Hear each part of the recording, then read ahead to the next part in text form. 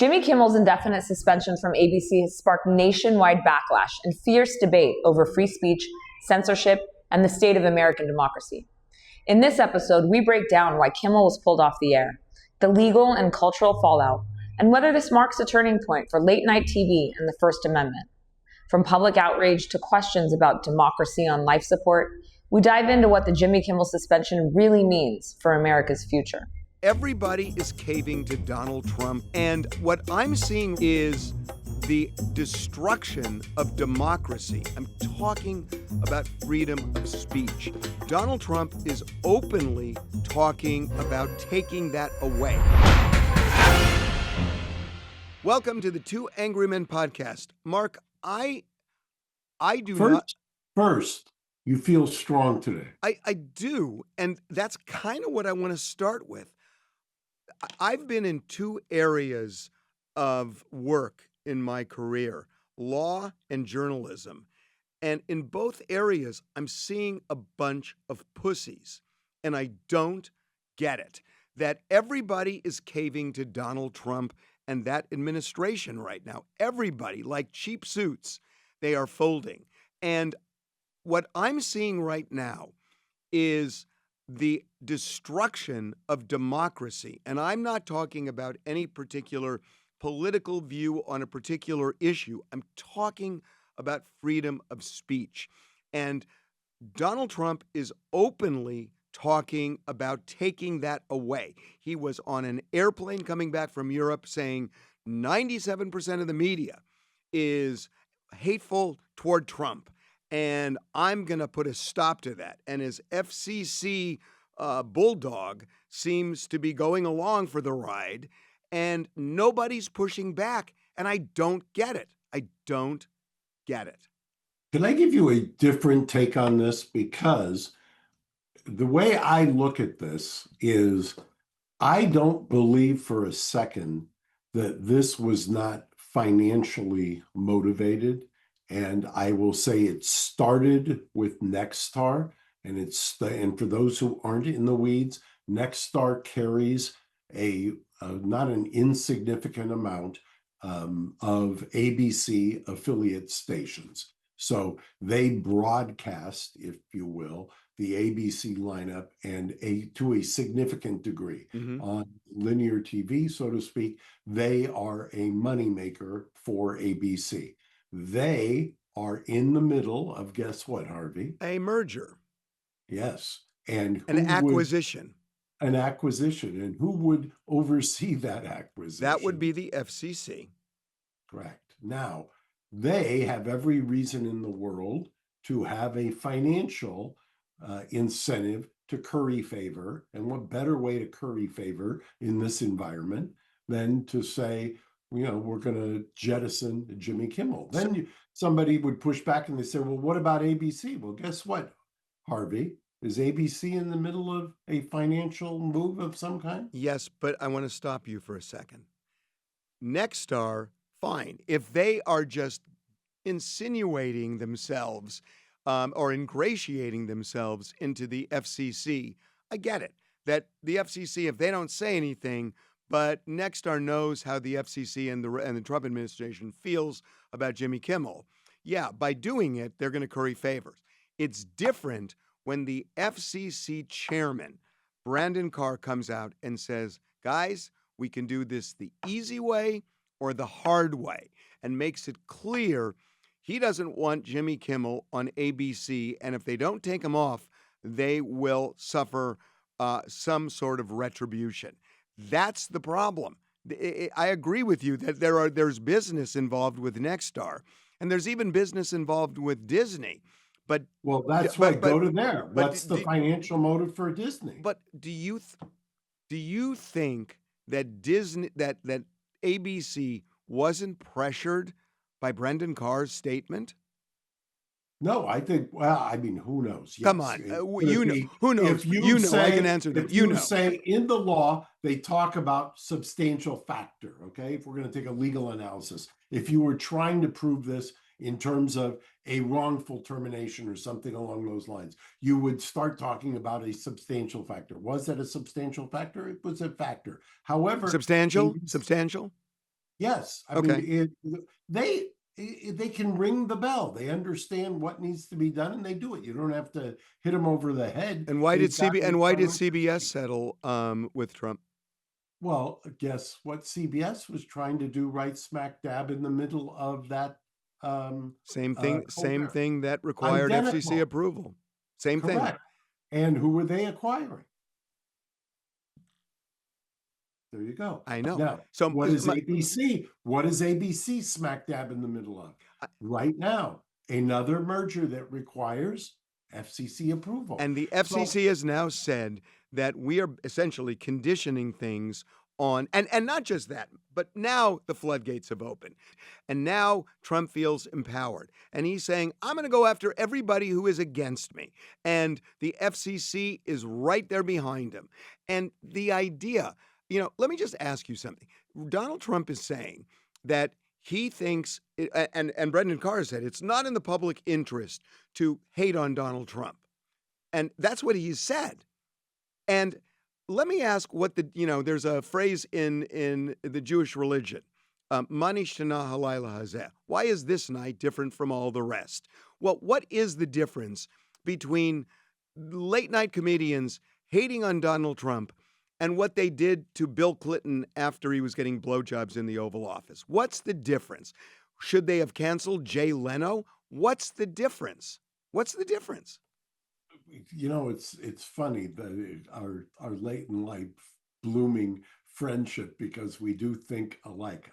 All I could think about during this was the Clinton era. Yeah. And I mean, it is so reminiscent of exactly what was happening in the 90s. We're old enough to remember what was happening in the 90s. And it's almost as if we're having a rerun of the 90s. So Trump is making this feel unique to him. And what I'm saying is that every president gets skewered late night. And Jimmy Carter did, because he was not doing a great job as president. George W. Bush certainly was. Lyndon Johnson was. Richard Nixon was. It goes back way, way, way back. And everybody basically took the slings and arrows on this. And so, yeah, maybe Donald Trump is a little bit different because he's playing a game outside of the norms. And that's really gotten people's hackles up. But it's still the same thing. And, what are they saying? Are they saying that we can no longer criticize a president because that's not in the public interest? I thought that is in the public interest. So and I don't even know that it's playing devil's advocate, because I think that it was right there in our faces to see when it was happening in real time. I think that your position and what you're saying and comparing it to the 90s makes perfect sense. So I'll tell you what has happened in the interim. When he being Donald Trump, was indicted on the bullshit case where I'm sitting in New York State Court, when he was indicted on a bullshit case in Georgia, and when he was indicted on the bullshit of all bullshit cases, the classified documents case in Florida, I think that the rules changed. I think that for everybody who's complaining right now about what is happening and complaining about the kind of out in the open, authentically, where we're in your face telling you what's happening, you apparently were closing your eyes to what was happening during the last couple of years, because he was adamant about where this was headed. You could tell at the time that we had crossed over a line that we had never crossed over before. You have to imagine, when you indict the figurehead of the opposition party, when you try to prosecute him, when you take glee in trying to prosecute him, and then he gets elected, I'm actually surprised. And I've gotten into this argument with many of my friends on the left, which is where I've always been as long as I can remember. I've said we lost our collective heads 4 or 5 years ago, and we're now paying the price for losing our minds. We know each other well, and I don't know whether this surprises you or not, but I could not agree with you more. It does surprise me because I think when I say it, I get in arguments. I know, but I think all three of those cases were bullshit. I don't think the January 6th case was bullshit, and that's Merrick Garland's fault for sitting on it for as long as he did and allowing those other cases to surface. I agree with you. I'm going to go one step further. I think this, it's funny because what I'm going to say, everybody's going to hate me. People are going to hate me on the right because of what I just said about Trump. I know And these now- are very unpopular. I know, but I opinions don't to be care. expressing. I just don't care anymore. And it's like, I think the left started this with cancel culture. And I think that when you look at what people were doing, when the Democrats and especially the left wing, I'm so sick of this term progressive. It's not progressive, it's left wing.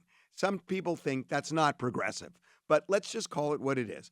There's a right wing and there's a left wing. And the left wing of the Democratic Party made people scared to breathe wrong, that if you misused a pronoun, you might get canceled. You would certainly get skewered.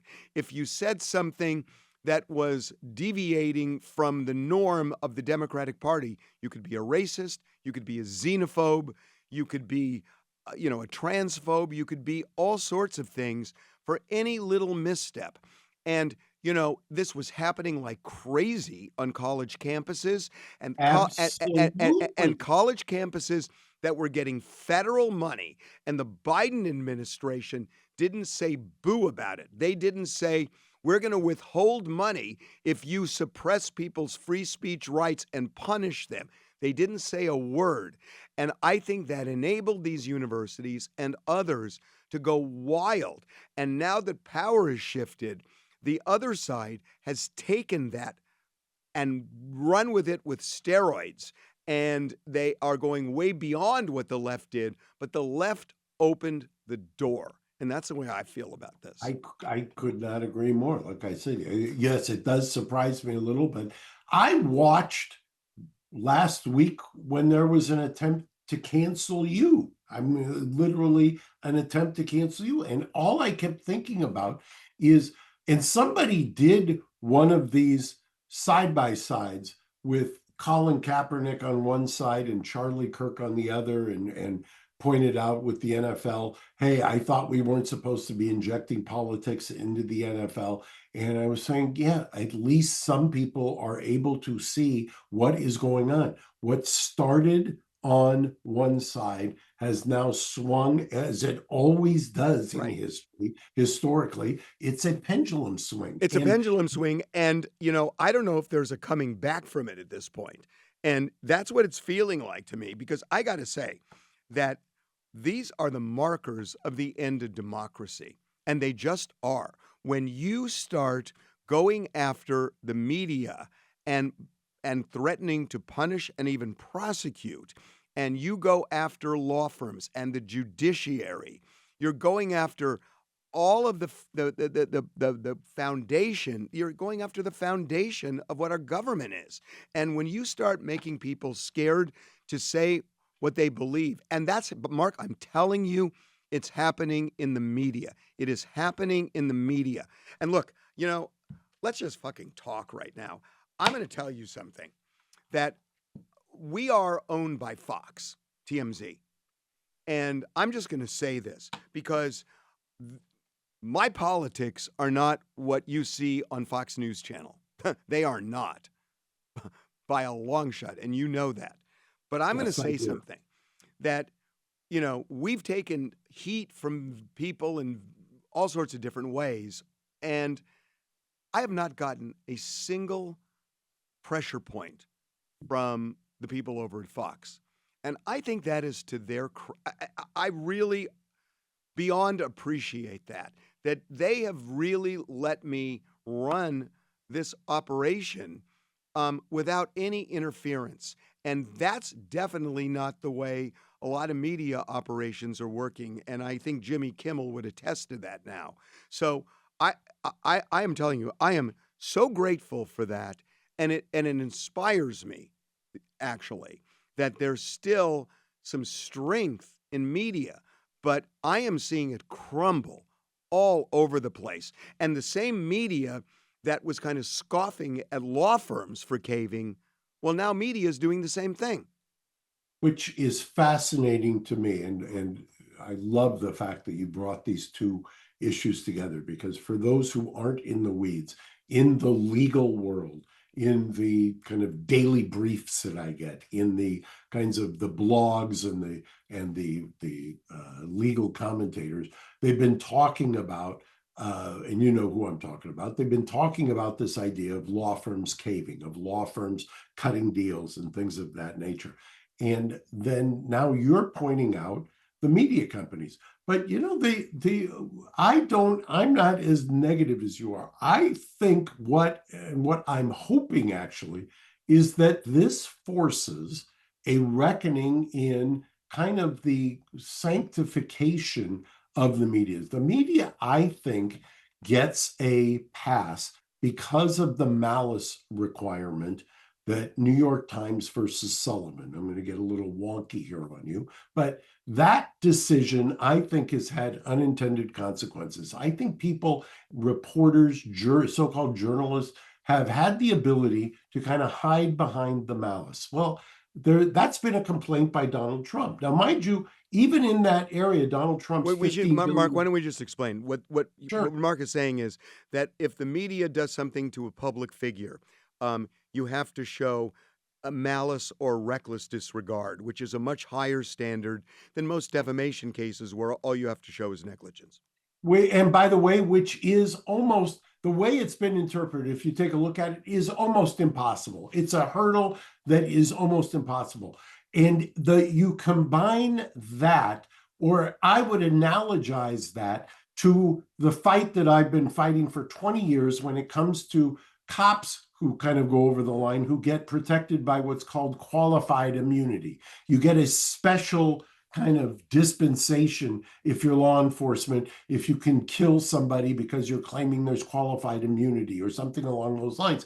I don't know that we understand societally that carving out these little exceptions, free passes, as I call them, whether it's malice, New York Times versus Sullivan for defamation, or whether it's qualified immunity in law enforcement situations, or take another example along those same lines. The U.S. Supreme Court, as we sit here today, has ruled that if a prosecutor goes out of their way, lies, cheats, or steals, so to speak, and brings criminal charges that were unfounded, that they're immune, absent a very slice of life. Why do people get a pass? Why not funnel these arguments instead of destroying people's lives outside of the courtroom? Let them go get their remedy inside of a courtroom. Two things. One is, I don't see the connection. Yeah, maybe you could argue that a public figure, shouldn't have to show malice or reckless disregard. That's fine. Let's say you're right,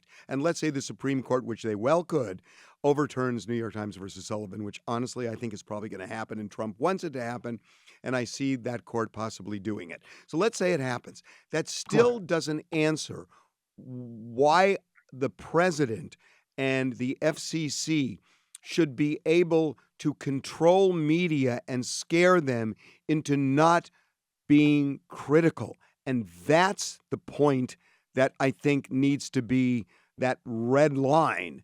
And I don't think the media is rising up to the occasion here, because fine, get rid of New York Times versus Sullivan, but a president should not be able to say, I don't like the coverage that they're giving me, whether it's true or not. And it may be just opinion, so it's not true or false, it's opinion, but I don't like the opinion, so I'm going to punish it.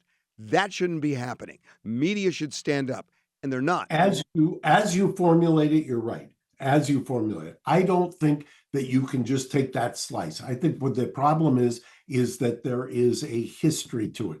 That when the media is either in lockstep and feels like they've got this free pass, the immunities, that are because that's basically what it is, or where they just feel like with impunity they can say anything. And mind you, you're absolutely right about this observation. Go back historically. There hasn't been a president who hasn't wanted to take out the media. I Right. mean, every single one of them, either in private or in public, has expressed that historically in the modern era, and probably before that in the, I'm sure I'd get corrected by my friends who are historians, it's probably been since the beginning of the Republic that that's always been a complaint. That's also one of our strengths. I get it. But we do not, the media that we have today, and I don't want it to become cliche, but you talked about being owned by Fox. And we talked about when you trickle down where ABC is and NBC and where CBS is. It is a now corporate structure. TV is no longer the evening news. Once again, we're probably talking to a portion of the people who watch this who don't even know what watching the evening news means. You might as well not even get into it because Walter Cronkite is history right now. There's no such thing as I objective. have no idea who it is. No, I told the story yesterday. I told the story yesterday of having a lawyer with me who, on a case that I tried out of state. I went down after we won the case and it was front page of the newspaper. I gave the newspaper to her. She's in her 20s. And she looked at me as if I was handing her some toxic substance. Why would I touch a newspaper? Why would anybody touch a newspaper? The newspapers are on their way out. I mean, I hate to say it. No, of course they are. Of course they are. The LA Times is, Patrick Schoon announced that he's going to democratize the LA Times by doing a Series A funding round. That you might as well just it's over. It's over. And not only is that over, I'm telling you, the internet is now, websites are mature now, and that everybody's fleeing to YouTube. They've already done it. To YouTube is where it's at. YouTube is where it's at. So everything's changed. But Mark, look, let me ask you something. What do you do? But what do you do? See, I'm not as negative as you. We've had this fight, although last week you almost had me. But when it was Newsom before, I pushed back. I just think the beauty of America is that we are more resilient. I do not think it's the end. I know that there are a lot of people in my world who think it's the end of democracy. I just think that sometimes that becomes shorthand for we're getting hoisted on our own petard. Well, I think that the left is getting hoisted on its own petard. I think that's right. But I do fear an end. I want to ask you something. Donald Trump said that Jimmy Kimmel has unfairly gone after him, as have 97% of the media, according to Trump, and that the FCC should not be licensing that, not allowing that. He has said that. He said that on Air Force One. The FCC seems to be in lockstep with that. So let me ask you a question. You know who Gutfeld is? He's actually got, I think, the highest rated late night show. He's on Fox News Channel. You know who he is, right? I do. I mean, my friend Dr. Drew is on there with great frequency. Yep. So let's say that ABC cancels the Jimmy Kimmel show, okay? And they cancel. Which by the way, I hate to say it, but do you think that they're ever bringing him back? I have serious doubts. But let's say they cancel. Let's say they go through with it and they cancel it permanently. And they did it after Donald Trump said, I don't want somebody with a point of view. They shouldn't be pushing points of view like that. What if they put Gutfeld in? What if Gutfeld gets hired by ABC? And he is doing the same thing, except on the other side. He is just as fierce and critical of the left as Jimmy Kimmel was of the right. And you are basically, you're propagating a point of view that is half the country and half disagrees. And he is under an FCC license from his company to do that.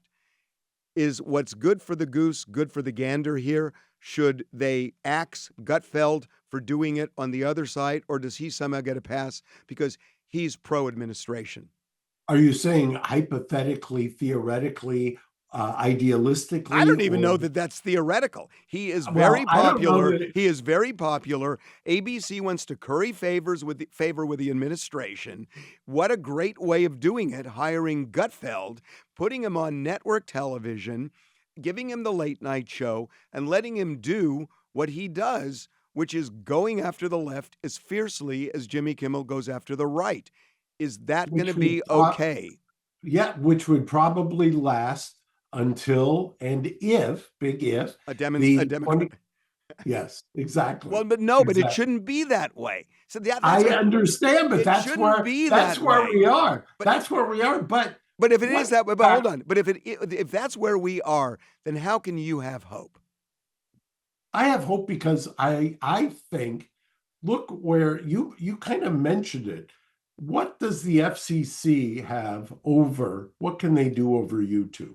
What can they do over the internet? What can they do that the same way that they can do over licenses? Well, I don't know what is going to happen. I mean, listen, you've got Mark Zuckerberg, going to White House dinners, sucking up to the president, asking the president if he answered a question okay. You've got Bezos going to the inauguration. They are all sucking up to this guy. So it feels like they are all under his thumb already. So I'm not sure. And because they're all fearing regulations, because the regulations come from all sorts of places. So he's already. Which once again, we could probably trace back to the left going crazy and making it, as somebody who is in business in California, as you are, California leads the nation in challenging anybody from doing business. Believe me, I'm on the receiving end of that. It is so hard to do business in this state. It is almost impossible. And listen, we're in agreement. I think the left started this. And, and now, all my friends on the left just hate me for saying that. I know it's like you're accused of being red pilled. You're accused of you're a closet Trump supporter. I know. It's all of these things. And then on the right, forget it. So right. I don't care anymore. It's like, seriously, I'm just going to say it because I'm not hearing a lot of voices right now. I'm not hearing big networks talking and saying, you can't do this. I'm not hearing it. And you're right that, if Gutfeld would get that job and a Democrat gets elected, I would hope somebody might say, we're not going to do that. But you know what? Trump said that. Trump said there will be freedom of speech in this country. We're going to stop it when he got elected. The FCC chairman said it. J.D. Vance said it in a very strong way when he gave his speech in Germany, I believe in February. So they've all said it that, we're going to open free speech. We're going to end what the Biden administration was doing. And then they went right back and they went even further. So I don't see how you have any hope, Mark. I just don't. Because I just think we have this amazing system. I hate to be Pollyannish, but I just think this system is incredible. I've watched it. It doesn't. The one thing that I will admit is that you have to have patience because there are no quick fixes, whether it's. Do you know how old we are? Yes, I know. I don't even want to combine the ages. It would frighten people. Okay. Patience is something that is not in my vocabulary anymore. Yes, I've noticed, and poor Anakin knows that better than me. No, but what do you mean patience? I mean, you can have patience for things to reset. Why it's going to work itself out? You see it. If you, like I say, I've seen this so-called movie before. It always tends to reset. You're going to get to a point where there's going to be, my prediction is there will be a flashpoint of some kind where it's overreaching, as it always does. And then there's going to be a reaction to it. And we're going to say, oh, we lost our collective minds. Why isn't Charlie Kirk a flashpoint? You thought it would be. You almost had me there. I mean, last week. You've already seen we've moved on. I mean, we've moved on in the sense that that kind of critical mass has kind of dissipated, and we're now moving on into another area. Okay, We have so if a non-politician who believes in free speech, in debate, who courts opposition to speak to, court students to come and listen to him and challenge him, if he gets assassinated, um, how can, if that's not a flashpoint, what is? Well, it just, in Armenian circles, we always wait 40 days while we mourn. We don't do that collectively as a society. But look how long Jews it's wait a been week. since he was since he was assassinated, and the same people who everybody, it shouldn't be political ideology that defines it, but anybody who was appalled that somebody as you and I were, who's out there kind of who's celebrating debate and celebrating discourse, gets killed for it, and then within days, let alone a week, that we're having somebody get fired from their job for comedy. How do you keep those things in your head? Yeah. And the other thing is, one of the things that's just driving me crazy right now is this contest of who is the subject of violence more, the right or the left. And the right is talking like the left is fully responsible for this. And the left is saying the majority of people on the right are responsible for it. But it's both. It's both. I mean, you can point to both sides getting shot at, from John F. Kennedy to Robert Kennedy to Martin Luther King to Medgar Evers, and then you go on the other side to Steve Scalise, and you go to, but there's Gabby Gifford on the other. So there are plenty on both sides. And the idea that it's become a contest as if only one side, one of the things on the Trump side that really gets me is they're saying, oh, the right would never do that. The right would never, speak, hatefully about somebody who is the target of something like this. Well, my recollection is Donald Trump Jr. posted something after Nancy Pelosi's husband was attacked posted something with a diaper and a hammer saying, I know what my next Halloween outfit's going to be. Well, I but mean, by the way, that's core speech, and yeah, but that's just you one. can't accept it here and not accept it there.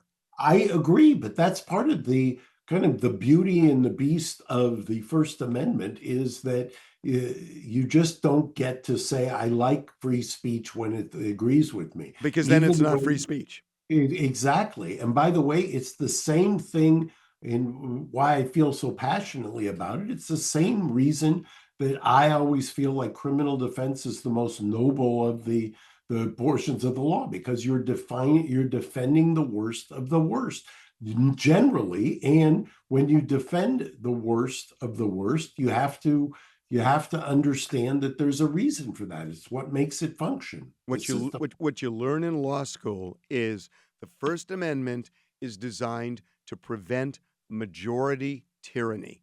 And that's the way it's presented. That it's easy for the majority to say, we believe in free speech for us, but that doesn't matter. It's like it's easy to believe in free speech when you're the majority, because it's not really free speech, it's just your speech. Free speech is when you disagree with it and tolerate it. And that's the premise of the First Amendment. And we have lost our ability to tolerate it. And part of it is because we've been living in silos for so long, and this is the fault of the media, that they have allowed these silos to exist where you only get a skewed version of reality. So if you then encounter somebody who has a different silo, it is so unbelievable that they would embrace a view that they do that you hate them. And that's what's happened in our society. Right. And by the way, that is not just law school, that used to be taught in civics. That used to be, you had an understanding that that was what this system is based upon. So like I say, I think we've been through dark periods that have been followed by a renaissance before, and I think we're there. I'm not as negative as you. Maybe I have more patience. Do you realize that I used to be the optimist? Yes, I trust me. It's not lost on me that the roles have flipped here. You know, it's weird. One of my favorite books in college was a book called The Education of Henry Adams. And Henry Adams was the son and grandson of the two presidents. And he was like a very accomplished guy in his own right. He was a Secretary of State, he was ambassador to London. And he had this kind of idyllic childhood. And he was very, very optimistic. And he would just rhapsodize about how wonderful the world was, as he became a young man. And it really was for him. And then he started encountering all these situations with people and getting betrayed and all of it. And by the time he became older, he was a really cynical guy. And he ended up comparing human beings, he called it man, to something called a pteraspis, which is a shark that is just a killing machine. It doesn't eat to eat, it eats to kill. And so that was his metaphor. And that's the way he ended his life. And I remember reading that when I was optimistic. And I hate the fact that I'm thinking about it today. Well, I would just jokingly say he was the son of the ultimate iconic criminal defense lawyer, his father, the second president of the United States, who, to everyone's dismay, defended the Redcoats in one of the most famous criminal trials of all time. So once you've seen somebody who's doing what the system kind of requires, do what they do, and see the pushback on it, I think it can give you psychological whiplash to go from an optimist to a pessimist. Wow. What a bummer.